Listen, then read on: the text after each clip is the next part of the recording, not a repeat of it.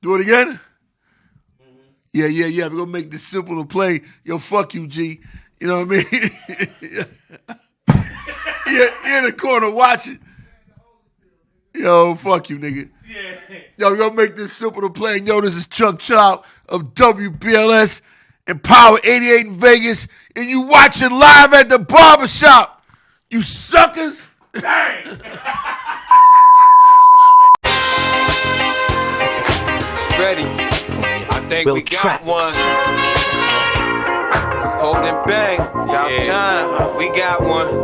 Ain't shit changed. Nah, it's time to shine a light on them. It's got better. It just got better. Those hating on the movement, we gon' shine a light on them. You better have a good reason to come out. Yeah, it's the season, niggas gon' dumb out. I'm riding with my gun out just in case I got a bug out. I'm running with the hate, cause I ain't bring the love out. I'm cold in the streets, even when it's hot out. Man, it's live at the barbershop, man. Stay in the motherfucking building, B.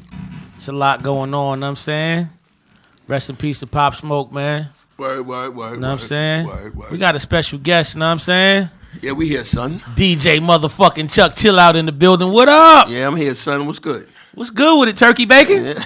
We good, bro. Huh? We good. What's shaking, man? Representing the Boogie Down Bronx. Okay. Yes, sir. All right. The Boogie Down Bronx. Yes, sir. The home of hip-hop. Let's talk about it, man. Mm-hmm. The first time you heard that KRS-One boy joint, what you thought?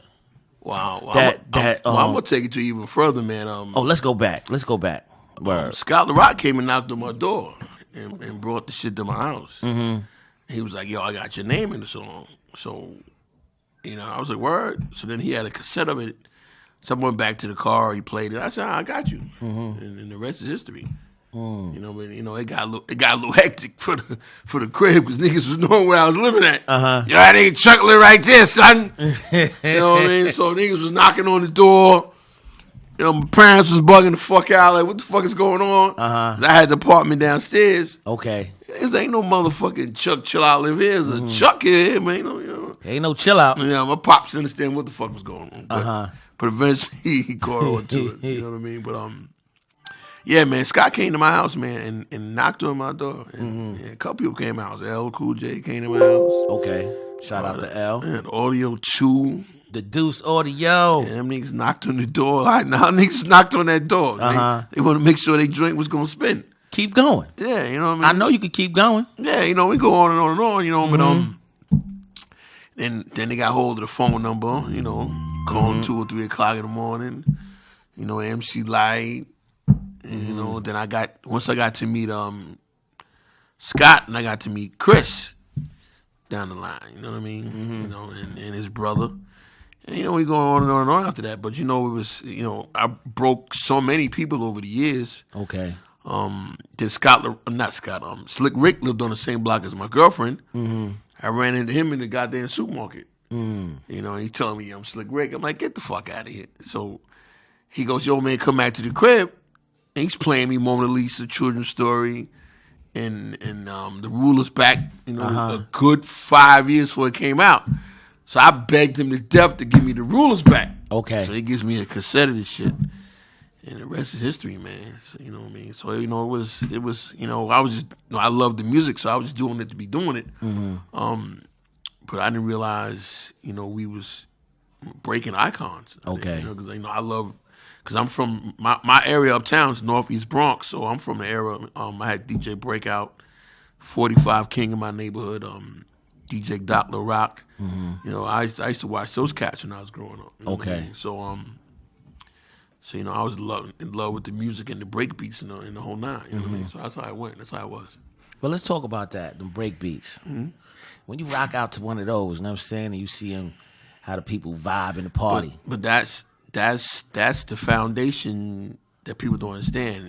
This is before the motherfucking MC, because the first MC is MC. A lot of people don't know it's MC called The Rock. Okay. All that nigga said was, you rock and you don't stop. That was Kool Herc's MC. But it was all about the DJing and playing the beats and having niggas break dancing and doing what they had to do back then. That's how it was. You know what I mean? Could you break? Hell no, I couldn't do that shit. You got on the floor, you did a little something, but I wasn't spinning on my head like most niggas. Some niggas were spinning on their heads and shoulders, and I wasn't doing none of that type of shit. You know what I mean? So, Well, let's talk about that, the history of hip-hop. When you sit back and think about it, you know what I'm saying? And you think about where we came from. How does it make you feel right now to what you see out there? Well, I'm definitely when we was doing this shit, man, they all thought we was crazy. They didn't understand us. The older people didn't understand us. They thought it wasn't gonna last. From hearing it from the older people to even the people on the radio station, they were telling me in Red, the shit ain't gonna last, and Marley ain't gonna last. And we was like, you out your mind. You just really getting the tip of the iceberg, because there was a whole movement from the 70s. Because, you know, when I was watching Flash, Bambaataa, Kool Herc, Dollar Rock, DJ Breakout, and those guys, and Pete DJ Jones, and the Together Brothers, this was in the 70s. You know, I grew up in, like I said, 222nd, Northeast, Co-op City, Laconia Avenue, Paulden area. So, I was in the middle of all that shit, so I saw it from where it started. You know what I mean? So, and then the shit was very territorial back then. You just couldn't go to the Bronx River. Niggas would beat you the fuck up. Yeah. You know what I mean? I be trying to explain to people. On site. Yeah, if you ain't know nobody, you couldn't go there. Same thing with going to Queens. Yeah. And in Brooklyn and anywhere else. Because, I didn't really hang out in Brooklyn, but Queens, South Bronx, and Harlem, you had to know somebody. Otherwise, you was getting beat the fuck up.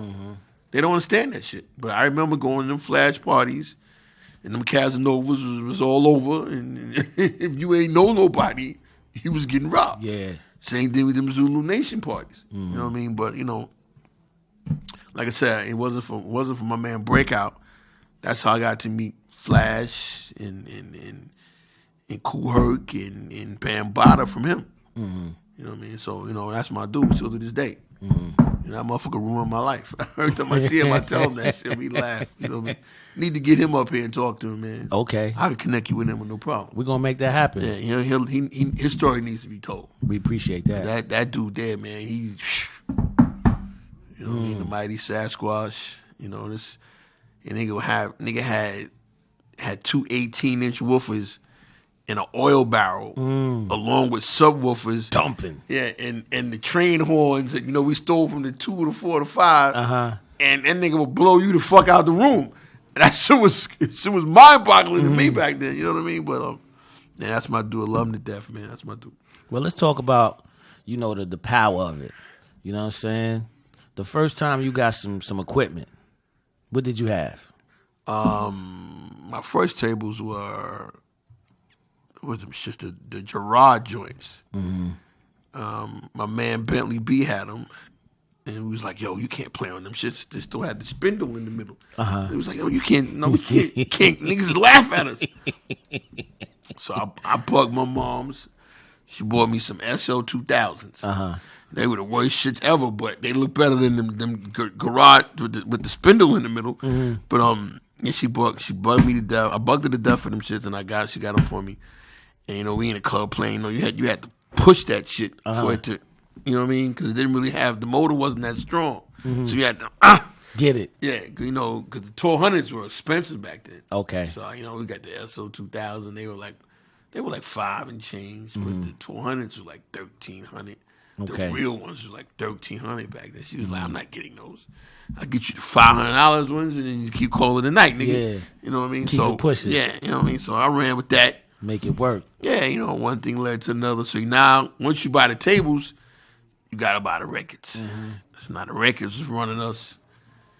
We probably were spending $150, $200 a week on records. Okay. So you know what I mean? So, and you had to have the records, otherwise you couldn't compete with the breakouts or the flashes or the Bambaatas. Them niggas had all the records. Did you buy 2, 4? You had to buy, sometimes you bought 4, but a lot of times you definitely had to buy 2. Okay.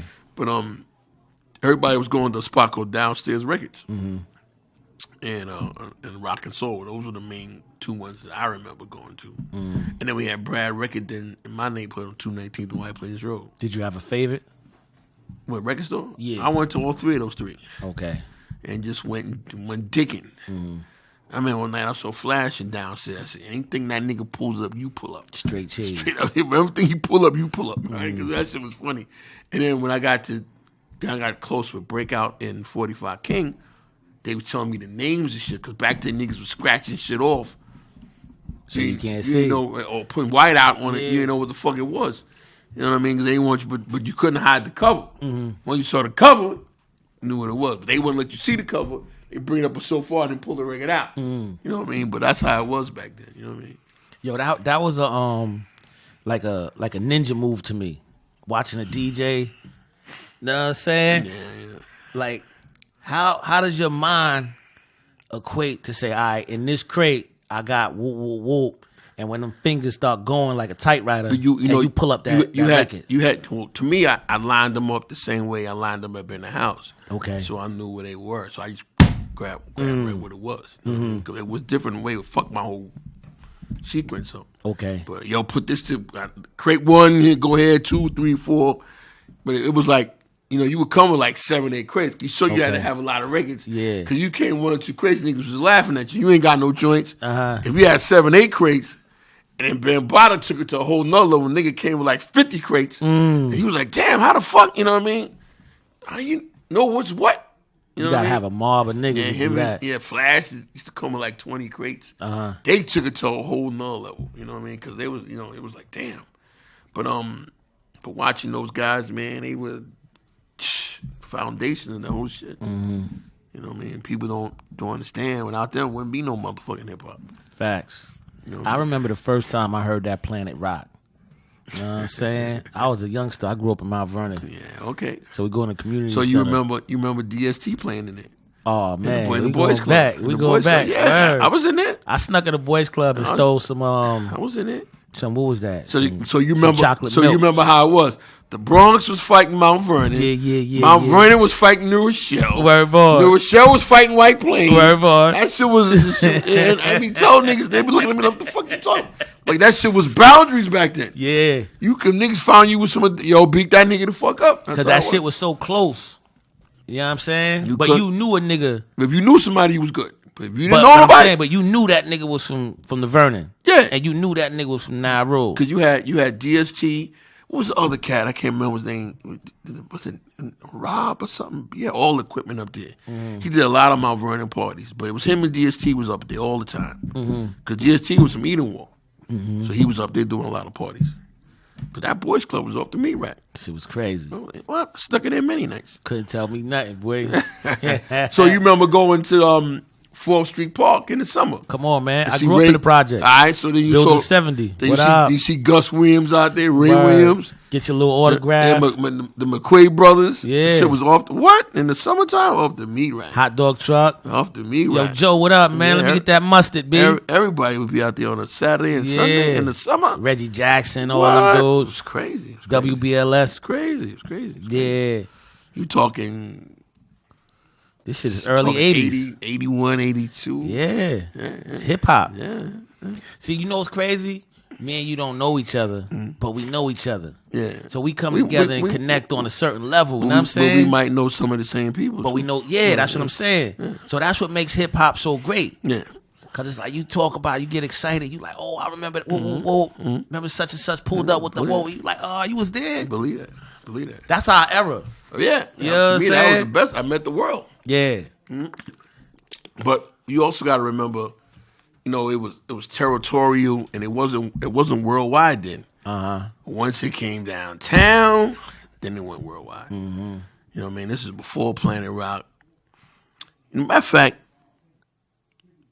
when it went because we had the block parties, everybody was shifting to the Broadway International, Disco Fever, the Stardust Ballroom, and then it came downtown. Okay. Then once it came downtown, cats started making records. You got a Rapper's Delight. How'd you feel about that record when it came out? It's crazy. What about Cass? Did you feel old boy was like totally wrong for that? What you mean? With the way he took Cass rhyme. Well, he wrote that whole song. So, I hope by now they took care of Cass because that record sold like 20 million Phenomenal. copies. They still performing that shit. Yeah. But Cass, I see Cass and Mel and them all rolling together in Master G. When I first met Cass, he was a DJ. Okay. When I first met him, he was a DJ, and then he was part of the Cold Crush. When I first met him, he was a DJ. Shout out to on the Boston Cold Road, on Fordham Road. Me and Flex get into arguments all the time about who's better, Cold Crush or the Funky Four. And me and him getting screaming at each other. Fuck that! No, you fuck that! Cold Crush, Cold. I think I'm going with the Cold Crush. See, you sound like him. See, Word bond. See, you know, I go, the rhymes is a little more aggressive. But come on, man, you had the Funky Four, 2 DJs, 4 MCs. Yeah, but that's to that. rock you to your knees. Get them. DJ Breakout, DJ Barron, and the Funky 4 MCs. That was fly. That was that shit. But now you talk about the streets. Now these niggas come out there on some. You know what I'm saying? Like I said, man. Like I said, it was territorial. It was different. And then, like I said, you know, Cold Crush was dope. Yeah, you couldn't fuck with them. You couldn't fuck with them. But me and Flex be having heated arguments in the hallway. We be screaming at each other. Fuck that. And Red be in the corner laughing. You know, for a good hour, he'd be laughing. He's like, yo, you're two of y'all crazy. You know what I mean? But it's all good though. But that's hip hop. Yeah. Let's talk about the first club you rocked out, where you got a nice amount of change to say, all right, I'm here. Well, my first party was remember that? Was in Twin Parks in the Bronx, next to the Bronx Zoo. I got $100 that night. Okay, how'd it make you feel? Rich. My first party, I got $100, and it was all in ones. Nigga, rich. I was like, yo, man, I got the speakers on the back of the car. I got my 30 niggas with me. Now you know you got to feed your crew. And at night, niggas go to Beef McDonald's. patties for everybody. No, we went to McDonald's. We went to White Castles, Alton Avenue. 50 burgers? Yeah, and at night, that's where all the money went. Yeah. So moms goes, yo, what's up? What you do? Fucked up. No, she was like, okay, all right, you know, you got to pay. I said, just where the money? I said, I had to feed the crew. She started laughing. And then she was like, okay, at least she saw, you know, it kept me movement.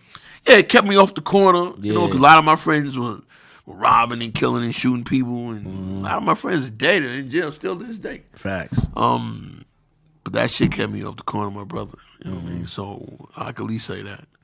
You know what's crazy? That era, when that crack thing hit, you know what I'm saying?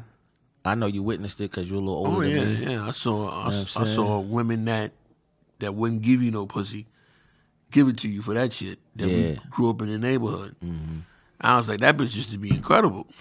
And now she's shot the shit. Yeah, man. That shit ruined a lot of lives, man. To this day. Yeah. Then you got the after effects. You got the crackhead babies now that are 30 years old, and they nuts. They don't respect nobody or anyone. You know what I mean? I see a couple of them. I had to pull them to the side and talk to them. You know, because a lot of them don't have no father figure. They be like, yo, man, OG, you sit down and talk to us, man. Why don't do that?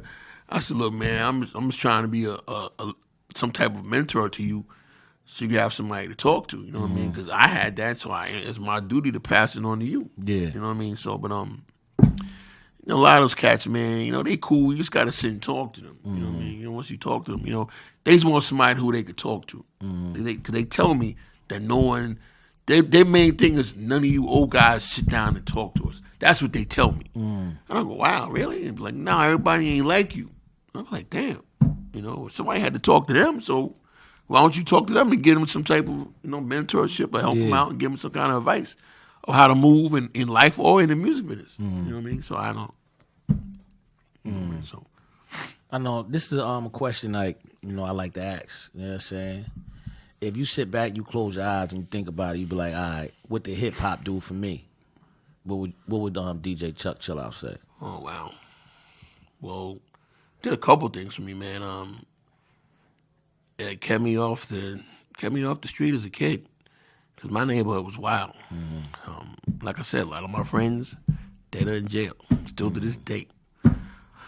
I got to travel the world from a kid coming from the Bronx. Okay. I witnessed and saw a lot of shit over the years. You know, and I love music. You know, so I could at least, you know, it was good. It was great.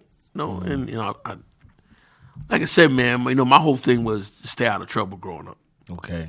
So, you know, I just remember, man, my mom was just like, yo, my nigga, don't call me if you can, don't even come this way.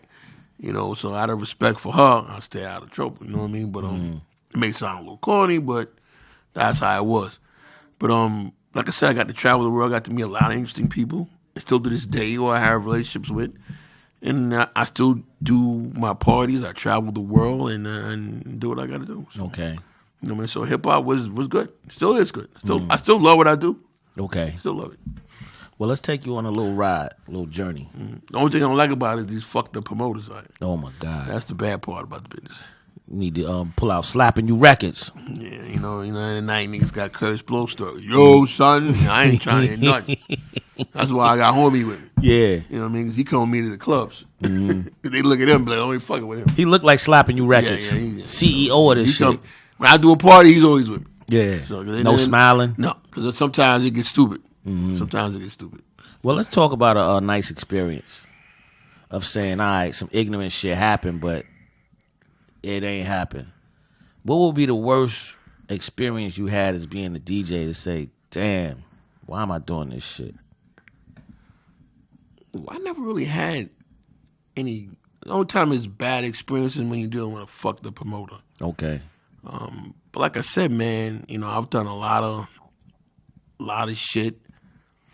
You know, like in November, man, I was with Run DMC in Atlantic City. 8,000 people came to see them, and I opened up.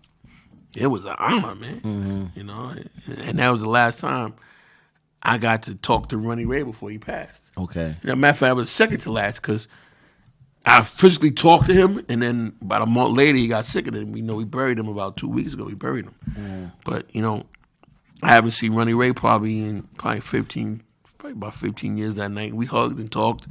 He's been with Run DMC since the beginning. You know what I mean? But like I said, man, you know, I don't been on tours with L and Public Enemy, and you know, it's been an honor, man. You know, I really didn't have too much. Only time it gets bad is when you're dealing with a fucked up promoter. You know what I mean? And you know, I've been in spots where niggas shoot out in the park. Everybody start running. I've had that happen. We want to talk about that? Yeah, I've had that happen. Yeah, okay. Yeah, that's a bad one. Yeah, but that's when you first start.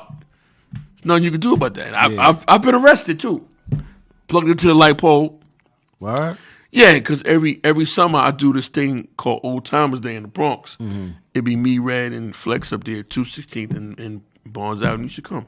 Last year I had Mr. Cheeks and Slick Rick. It was bananas. Shout out to Cheeks. Yeah, it was bananas, right? So that same park where I do this thing at, you know, I'm in the park DJing. It's about 1,000 niggas in the park. And I'm plugged into the light pole. So police come behind the rope and snatch my ass. They took nobody else but me. Yo, and everybody's like, yo, what the fuck's going on? And I get arrested. I said, for what? Disturbing the peace. Oh, I was like, wow, couldn't believe it. Motherfucker. Yeah, that might have been it. Yeah.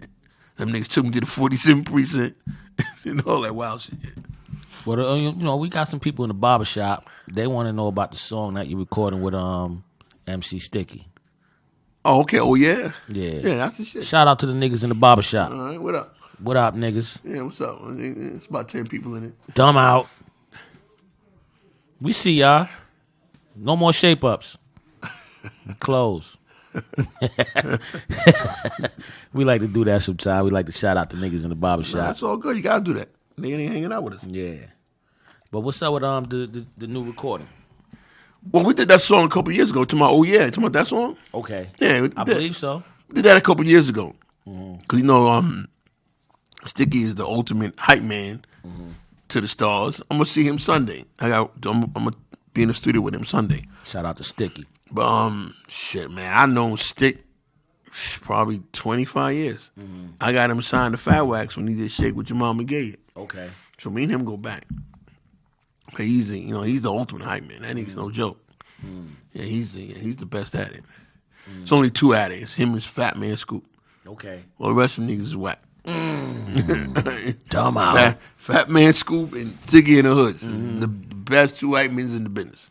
What's the name is fire though? Who? You can't stick. Oh, Boogie Black. Forgot about him. I'm sorry. I'm talking about old boy that fuck with Busta Rhymes.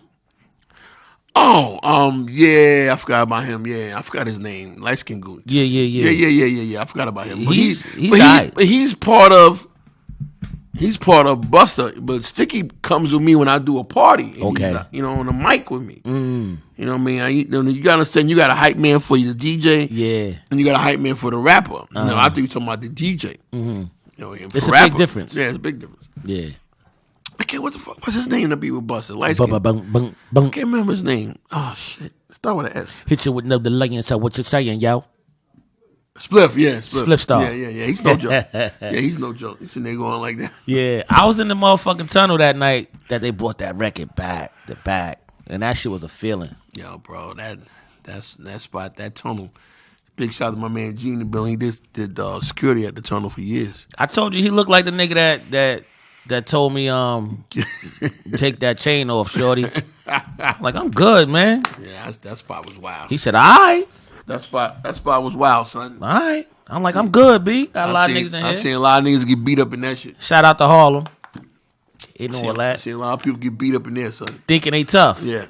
Get stomped out. And I was like, okay. Yeah.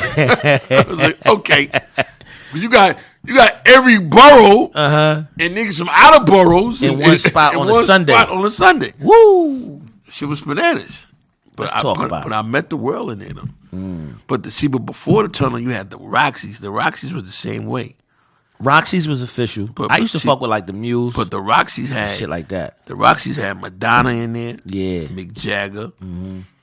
David Bowie. Leon and Jane Kennedy was in that motherfucker. Yeah, Jane Kennedy bad. I purposely saw them two in there. And Madonna. I used to want to get at Jane Kennedy. Oh, she was a bad motherfucker. Yeah. She was hot. I felt like I could get that. Really? Word. Yeah, okay. My confidence was like through the roof. Okay. That's why I told Big Man, I'm good. Okay. You're funny. You're funny. Shout out to the tunnel, man. Word up. Yo, let's talk about in the Roxy's. Let's talk about some experiences in the Roxy's. If you had a night in the Roxy's and you say, yo, damn, that night was epic. What would it be? Every Friday night was epic in there because you had 2,000 to 3,000 people in there on a Friday. But sometimes get that night that be like, oh, damn. But every time I went, and I played in there about 3 or 4 times. It was always crazy in there because it was a roller skating rink during the week, and then on Fridays it became a nightclub. See, you asked me that question about the tunnel. I remember when old boy with the shoulders that played for the Knicks. Oh, Anthony Mason? Word. They just lost. And this nigga had a nerve to say, yo, good looking. You want me a lot of money. And that nigga went to go choke that nigga. I was like, oh, shit. This nigga big as Mason was no joke. Word. Him and Oak. R.I.P. Mason. Them niggas went everywhere in New York. Still to this day, Oak. Yeah. That's my dude. Mm-hmm. That's a good dude right Shout there. out to Oak, man. Known him 30 years plus. Good dude. Talked to him yesterday. Okay. Talked to him yesterday. Oh, what up? He's running around with some truck now. He's feeding the homeless. Okay. Yeah, it's through his Charles Oakley Foundation. I think it's called something in the hood or robbing in the hood or something. Something got to do with it. I know he's feeding homeless people and he's driving around the United States doing it. Yo, Oak, I was tight when they, you know what I mean? When they traded him? When they did the little whoop, whoop, whoop. Yo, let me tell you something crazy about that shit. He was always call me and be like, yo, I'm going to the game. You want to come? Right now, for some reason, he didn't call this time. He usually be like, yo, meet me and I'll go with him. You know what I mean? I didn't go this time. Okay. Now, I know if I'd have went, you'd have seen both of us getting thrown out that motherfucker that night. You know what I mean? Because I'm like, yo, my phone rang. So I called up Larry. Larry was like, yo, I don't know what the fuck is going on. Larry Johnson, him tight, they're good dudes. So my phone rang, man. I was like, yo, man, that shit was so foul. Like I said, man, that dude there, man, is the heart and soul of the Knicks. And I've watched him when he come out of every game, he would come out, walk around the garden, sign every autograph, sign every picture to every kid around there. You know what I mean? So, that's what's up, man. A lot of people didn't do that, but he did it. But that was wrong how they did that to him, man. Total disrespect. That was wrong, man. They still ain't retired his jersey either. Still ain't. And Bernard King. Yo, that right there, I'm a Knicks fan. And to this day, I'm always like, if you don't retire Bernard King or Oaks jersey, you'll never have anything good about you. And I was born in 73. Bernard King was no joke. It's the last year them niggas won a ring. You know what I'm talking about? Let's bring it back to DJs, man. Right. You know what I'm saying? You know, when you got an MC, you got battles. DJs, y'all battles was like real different. You know what I'm saying? Yeah, well. Let's talk about some of that, man. You talking about the radio battles or you talking about the... Nah, the park battles. The park battles. Well, when you went up against somebody, your whole thing was out rock his ass in the park. So the crowd would come over to where you are and, the crowd was going back and forth all night. I never really had too many battles like that. Okay. Because, you had to come out there correct. If you didn't have the right sound system, you wasn't going to be heard. Okay. So, I never really did that. But I used to remember, like, you had to play in the Valley Park. We had to play in the PSL in downtown and over there by the PAL. You had to play in there. You had to play in Bronx River. It was certain areas key for you to play at the Stardust Ballroom. You had to play T-Connection. You had to play. It was certain areas that you had to play at to make a name for yourself. If you didn't get into those venues, people wouldn't talk about you. Okay. So, I did Stardust. I did T-Connection. I did 371 with Hollywood one night. Me and him was in there playing. Shout out to Hollywood. I think I might have been 18, 19. I was scared shitless. Because that nigga was the king. He was the king downtown. Yeah. You know what I mean? I was scared shitless. I ain't say nothing, but I was looking like, you know what I mean? This Hollywood, nigga. You know what I mean? So, you had Broadway International, I played in there. But you had to strategically move around the Fever. I didn't play in there. But I met the world in the Fever and I met the world in the Roxy's. Uptown. Once it came downtown, then it went worldwide after that. That's my opinion of it. Okay. You know what I mean? Because, it was still bubbling. Then once it came to the city, then you had Danceteria, Club Area. You had Bentleys. Shout out to Bentleys. You had it was so many clubs. Union Square, Latin Quarters. And then once it came downtown, and then went worldwide after that. Then the records started coming. Then they put Me, Red, and Marley on against. Me and Red against Marley and Magic. Because now it's bubbling now. That was you talking 83, 82, 83. That's what I remember. Well, let's talk about Magic. I know you had a little whoop with Magic. Yeah, a fan on the outside. Look, man, Magic was a good dude, man. But when we got on that radio, we dissed each other. You gotta get it. You know what I mean? He smacked that lipstick off your radio and all that old wild shit. And I call him Madam Tragic and Molly Moo. You know what I mean? And he would call me and Red Duck L out in Red Dirt. So then once you got to meet Magic and Molly, they were cool as shit. You know what I mean? Still to this day, I'm cool with people leave out Fly Ty. Fly Ty was the dude that started Cold Chillin' Records. Fly Ty, what up? Which was Magic and Molly's manager. So once I got to meet Fly Ty and got to meet Magic, I'm still cool with Molly. I'm still cool with Fly Ty. I talked to him the other day too. Magic was a good dude, man. He was all about ratings. Once you got to meet the nigga, he was cool. You know what I mean? That's my dude. Rest in peace. On the meet, how did it feel? Yo, we was in funny shit. We was in Power Play Studios. It was Molly in the room, Magic in the room, and I'm sitting there like I was sitting in the room there. And Fly Ty is laughing. What the fuck is wrong with you? Why are you laughing? You know who's sitting next to you? He goes, nah, I go Magic and Molly. We just bust out laughing. That was the first time actually meeting him. Okay. Face to face. It was like, oh, that's you, word. But we was talking before the introduction. We said, oh, what up, son? We was talking. But Fly Tech, it was always beef on the radio, but when we saw each other, it wasn't like that. Okay. It wasn't like that. He ain't want no smoke. Nah, man. Magic was a good dude, man. That's my dude, man. Shout out to Magic. It wasn't for him. Wasn't for him and Molly. They went out, man, right now.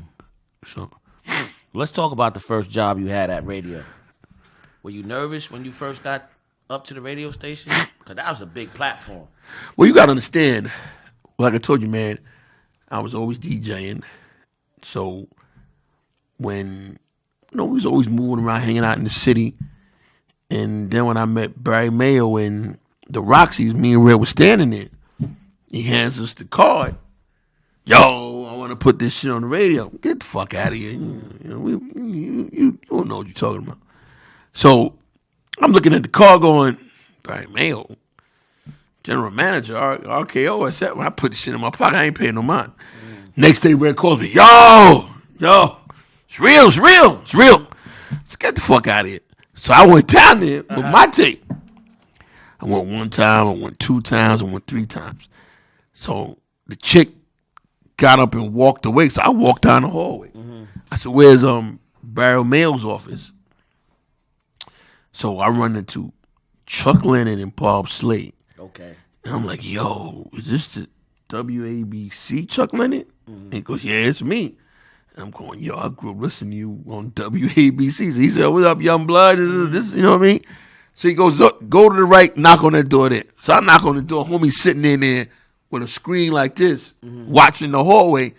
And he goes, I was wondering when you was going to walk back here. So get the fuck out of here. So then he brought me to meet the main dude that put me Red on the radio, who doesn't get the right credit. His name is Tony Q. Shout out to that dude. Yeah, that's the dude that saw the vision, that told Barry to put hip hop on the radio. Was a dude named Tony Q. So once I gave my tape to him, before I got home, yo, he calls the crib. So then he started rotating me, Red, Latin Rascals, and this other dude named E.F. Cutton. So we started rotating, and then somebody killed him.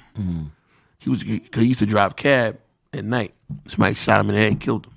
So then they got, that was it for him, and then it was just me, Red, and the Latin Rascals, and then they stopped doing it, and it was just me and Red. So, but I knew something was up with it when I first put my tape, and I'm walking around the neighborhood, and that's all I was hearing. Yeah, I was like, uh-oh, something's going on here. I said, yo, this is hot. This is hot. So one thing led to another, and here we are today. Shout out to that. Word on. If you could say, all right, this time in hip hop, because you got 70s, 80s, 90s, 2000s. It goes on and on and on. Hip hop keep changing. Oh yeah, it's like a wild animal. Yeah. If you could say, all right, this is the animal that I choose, what year would that be? Well, I would what kind of hip hop music would I would choose the 70s, 80s, and the 90s and 2000s. That's a lot. Yeah. Still to this day, I play all that era in the club.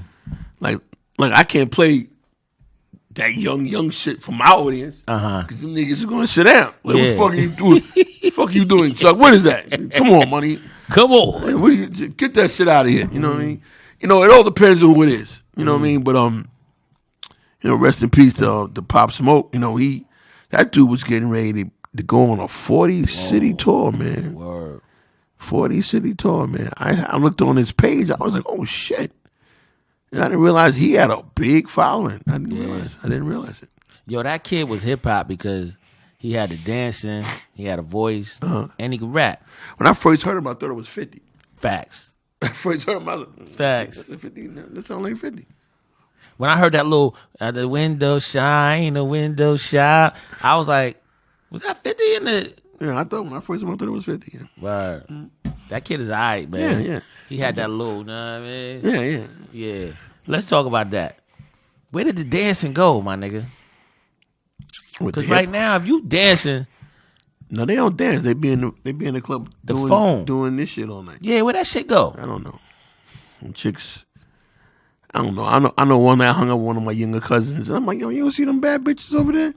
No, fuck that, cuz. We too cool for that. And I'm like, what? Yeah. I was looking at him like, you don't see them bad young bitches over there, nigga?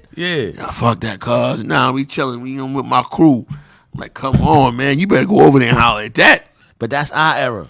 You had to have some kind of game. Nowadays, you just be like, yo, what's your gram? Yeah, that's the slick way. Yeah. Instead of getting the phone number, what's your gram? Yeah. And they DMing bitches. Yeah, we should DM. Yeah, that shit is slick. I don't like that. Yeah. Like, yo, baby, let me tell you, and they instead of getting the number, they get the DM and they be hitting on that shit. That's a slick way of howling. See, niggas like us, we look at that. You a stalker, nigga. See, I thought I was the only one that thought that way. See, I thought I was the only one that thought that way. I was like, man, I'm asking for the phone number. I ain't gonna be DMing. Yeah. Like, what the fuck is a DM? Give me your number. Yeah, give me the number. Your name and number. No, niggas be wanting they slick and they holler that way. Yeah. I'm like, man, listen, man. So, here's what it is. Yo, here on Live at the Barbershop, you know what I'm saying? We appreciate your time. We like to say that. But if you say, all right, it's my top 5 niggas, dead or alive, rappers, it's like, this is it. Who would be the first person DJ Chuck Chill Out would pull out that hat? Top 5 rappers? Yeah. Chuck D. Bass, how low can you go? Death Row. Millie Melt. Yo, I ain't gonna mean to throw a monkey wrench in the, you know what I mean? Give you a little time to think. But I remember walking to my projects, right? I'm with my brother, and I'm singing that motherfucking song, that by Melly Bell. Message. The word. Yeah. Yo, my brother said, when we get upstairs, you better not let mommy hear you. He's singing that shit. She wasn't with the hip hop. Nah, I guess she ain't like that shit. You know what I'm saying? But I didn't know. But I love that song. I love that record. Then you had Ice Cube. That's a big 3. Yeah, KRS-One. 4. Big 5, baby. This the 5th nigga. I'm gonna say LL Cool J. Ooh. Is LL your point guard or your center? L's a motherfucking beast. Yeah, he still is to this day. I'm gonna say point guard. Ooh. My center would be Chuck D. You know what I mean? He had that voice. Yeah, he's still in there. Bass. How low can you go? Death Row, what brother though? Once again, it is the incredible, the invisible, the Public Enemy #1. Bubbles and Freeze. And I got He's ill with that shit. He was major. Man. Shout out to Chuck. I don't know if you remember my face, Chuck, but we did a record called Don't Believe the Hype Remix. Okay. And I love that shit, B. I'm just shouting you out, you know what I'm saying? Yo, thank you for the opportunity. First time I met him, he was a promoter. Chuck, that's when he's Chuck E. Yeah, he was a promoter. Chuck E. He used to do rap concerts in that college of the Long Island he went to. He brought me, Red, him and Dr. Dre, UTFO. Okay. And Roxanne Shantae was rammed. Rammed out. And then we started talking. He goes, yo, man, I'm getting ready to start a group. I said, man, just hit me with the music. And a couple years later, he came with it. Yo, you a hip-hop nigga. I love hip-hop niggas around me. Yes, sir. If you could say, all right, yo, they should bring this motherfucking whip back. This shit is still popping right now. What would it be? Say it again? Whip. To my cars? Yeah. If you could say, yo, they got to bring this shit back. That shit was fire. The Audi 5000 and the 98. Yeah. The 98. The 98 posse. The 98 and the Cadillacs. It's a sedan film. Okay, yeah. Those talking. Those were 3 hip hop rides. Yeah. Audi 5000. Yeah, my man had one. We used to blast that shit. Be speeding in the neighborhood. The 79 Audi 5000. That one. That one. Great. That shit was fire. Great one with the power antenna in the back. Oh, and can't forget the Mercedes-Benz 76 Coupe. Ooh. That shit was nasty. Talking about whips. Alpo, Rich Porter. You got all them cats riding in Harlem. Well, I was cool with AZ. Okay. Yeah, shout out to AZ. Yeah, he was funny. I got a hilarious AZ story. Yeah, he was funny. He used to call money tissue. Oh, you need some tissue? What the fuck is tissue? He used to call money tissue. Yeah, you blow your nose with that shit. Yeah. He was when he had that rap group Mob Style. I was hanging out with him hard body. I was the only motherfucker playing that shit in New York. Okay. No one else would touch it. That shit was hard. Yeah. And you know what's crazy? I had one of your CDs. That was a good album. And I heard that shit on there. Yeah. So I'm driving back to Long Island. I'm like, yo, this shit's crazy. But I met him from Lance Hayes. Okay. I don't know where Lance Hayes is to this day, but yeah, man, AZ, man, you go back. But I ain't know all them other guys. I didn't know Rich Porter. I didn't know other guys. But I knew Hey, AZ. you ever seen A just come up to motherfucking 55th and like something pretty? Yo, money, he had all kind of shit. He had a garage full of cars. But I'm saying, sometimes some shit stand out. Bro, he took me to some garage. Uh-huh.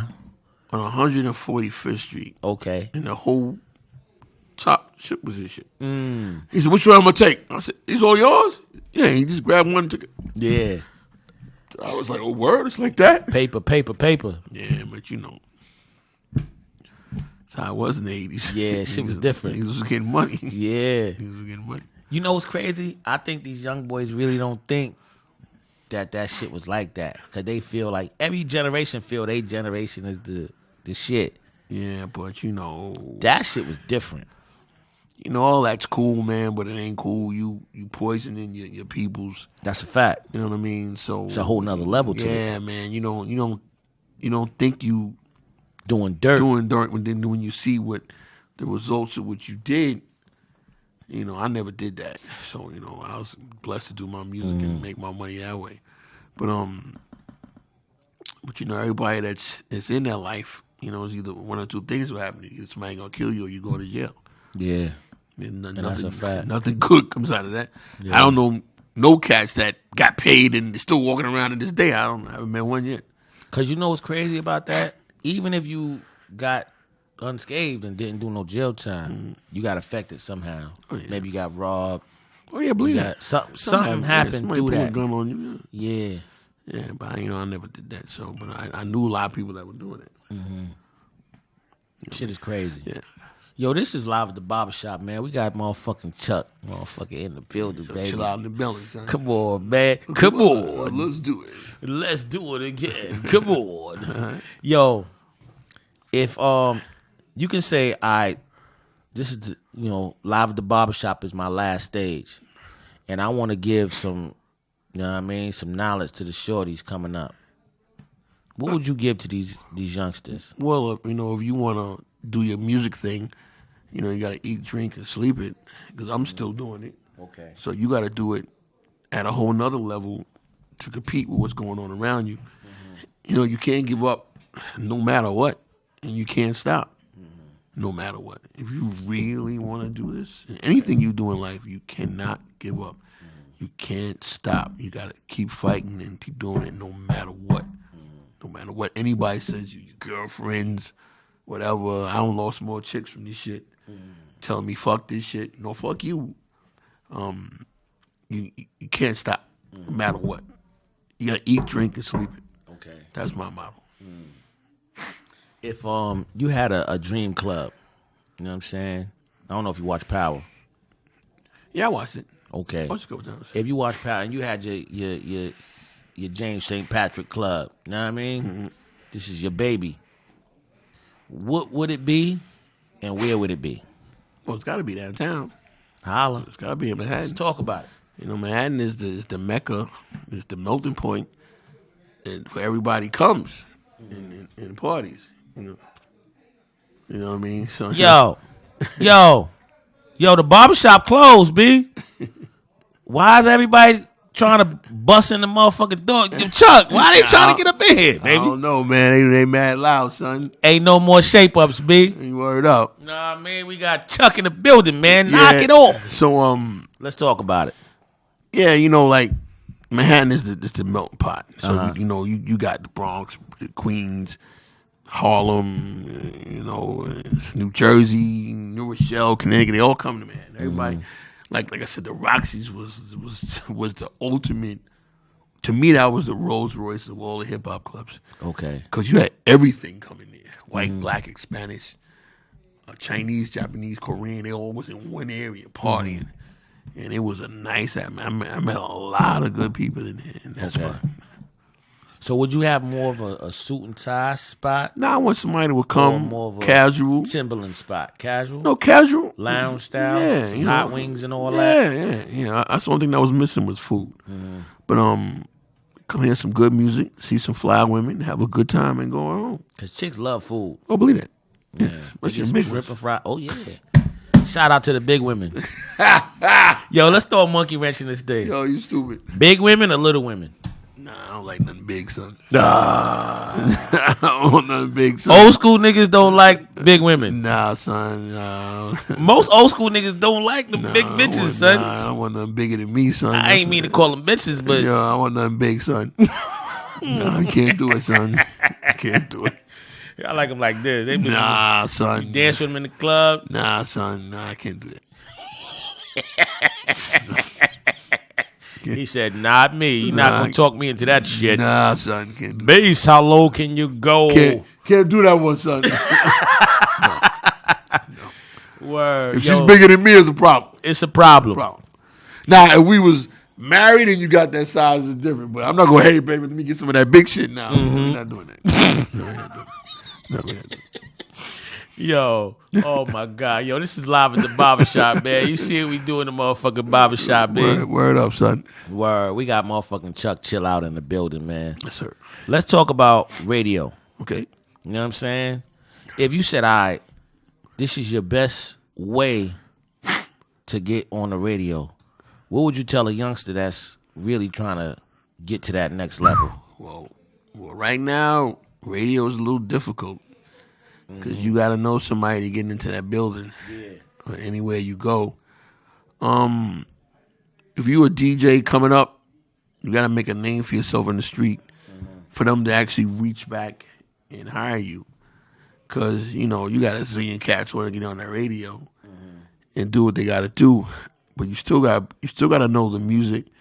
You got to look at the crowd, know how to make the crowd move and dance and play the right songs. A lot of DJs don't know nothing about that part. They just playing records and be playing records. If you're looking at the crowd and the crowd ain't moving, then you ain't doing your job. You know, it's a difference between a radio DJ and a club DJ. Now, if you're on that radio, you got to play hits. Okay. You got to play hits. You got to act like the radio is a club. You just can't be playing your shit or some shit that you think is hot and it ain't hot. And niggas hitting the button and turn away from it. Yeah. You know what I mean? So that's the difference between a club radio, or a club DJ and a radio DJ. You got to play hits. But like I said, you know, you got to make a name for yourself. And the radio will pull you up to do it. But it's hard now, man, because there's only one adult station in New York, and there's 2 hip-hop stations in New York. So if you make a bad move or fuck up, your ass is finished. Yeah.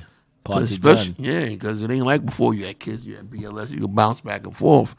You make a mistake now, one joint, you done. And then the people that leave hot can't go to power. So that's a problem.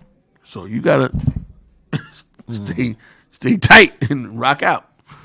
When you talk about radio, this is like a question I always wanted to ask somebody who worked on radio. Yeah. Do these motherfuckers really promote this shit the same way?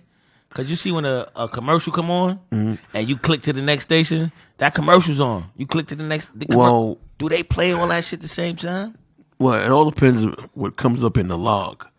But people that come buy them commercials, they buy them and put them in the same time, in the same position, where it runs a certain time of the day. They pay for one. They pay for one spot that goes national, so it goes to all the stations. But where they put them is what happens when you're dealing with putting it in. So you promoting this, and you want to be in the 1 o'clock live at the barbershop. You want to be live at the barbershop, and you want to promote it. You want to pay for the 11 o'clock hour, so you got to pay for that period, because it's broken down into different time periods when people are listening to more. Like the station, they listen more in the morning, and they listen more on the evenings and on the weekends because people are mixing. But like during the day, it's a little, you know, it's a little flippy floppy. You know what I mean? Because you in the car listening, but there's strong points in the morning, in the afternoons, in late nights, and on the weekends when people mixing. That's when people are listening. Okay. Because they know they're getting hyped to go to the club. Yeah. You know what I mean? So. All right, well, let's, break it down a little bit as a DJ. You know what I mean? If you say, yo, I got a motherfucking DJ that I'm really trying to break, you know what I mean? Break where, in the club? No, to come up under you. Okay.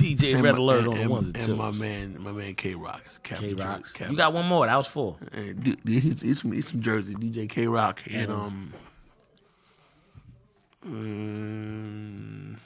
did I say Flash? Flash? Yeah, Flash. Okay. Yeah. That was major. Yeah. Because you got different aspects of the party. Yeah, but all those dudes, they watch the floor. Mm-hmm. You have to watch the floor, and you got to get the crowd motivated to dance. Not playing records to be playing for your fucking self. Your object is to play. That's why the promoter booked you to rock the party. Okay. You know what I mean? If your ass is whack, you ain't coming back. Mm-hmm. You know what I mean? You ain't gonna book you to come back. So, big question. Yeah. Do you have a favorite club that you love to DJ in? Oh, well, you know, my generation, the clubs are done. You know, the spot we had I rocked out for 15 years with the Shadow.